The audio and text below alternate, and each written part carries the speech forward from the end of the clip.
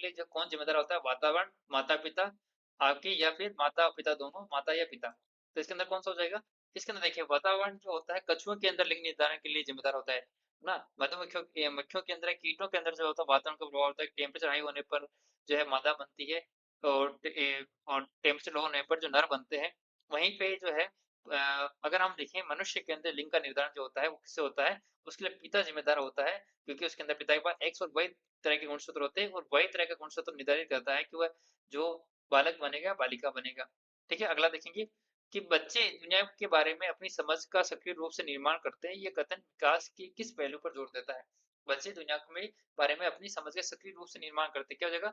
हाँ, तो आपको बताना संज्ञानात्मक विकास, नैतिक विकास, शारीरिक विकास और संवेगात्मक विकास, है ना? तो किसके आ जाएगा आपके?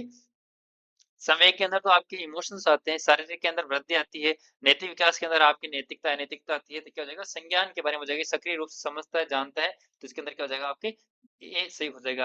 अगला प्रश्न देखेंगे, विकास का वर्तुलाकार प्रकृति का सिद्धांत क्या स्पष्ट करता है?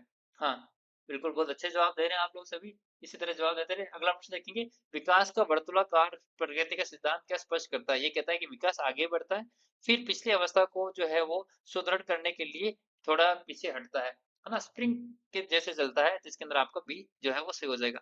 अगला प्रश्न है कि विद्यालय विकास को प्रभावित करने वाले किस कारक का हिस्सा है? विद्यालय विकास को प्रभावित करने वाले किस कारक का हिस्सा है? तो आनुवांशिक परिपक्वता, जैविक कारक और वातावरण। इसके अंदर क्या हो जाएगा आपके?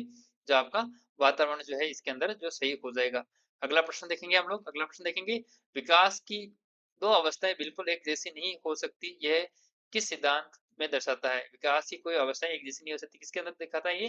अंतर संबंध, एक पैटर्न का सिद्धांत, निरंतर का सिद्धांत, विकास की दर की असमानता का सिद्धांत। तो क्या हो जाएगा इसके अंदर? आपका जो डी है जो वो सही हो जाएगा विकास की जो अगला प्रश्न देखिए, मानव विकास है केवल गुणात्मक, मात्रात्मक और नए ही गुणात्मक, मात्रात्मक, गुणात्मक दोनों और केवल मात्रात्मक। तो हमें पता है कि विकास जो होता है वो क्या होता है? मात्रात्मक और गुणात्मक दोनों होता है। ठीक है?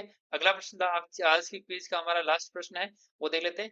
एक माँ देखती है कि उसका एक बच्चा जुड़वा दूसरे की तुलना में जल्दी चलना सीख गया है। ये विकास के किस सिद्धांत दर्शाता है? तो किसको दिखाता है? हाँ, किसको दिखाता है? ये पैटर्न को एक रो पैटर्न को, विकास की दिशा को, निरंतरता को, व्यक्तिगत विभिन्नता को। किससे में आ जाएगा आपके? व्यक्तिगत विभिन्नता इसका जो है आपका उत्तर हो जाएगा। तो इसी तरह से हम लोगों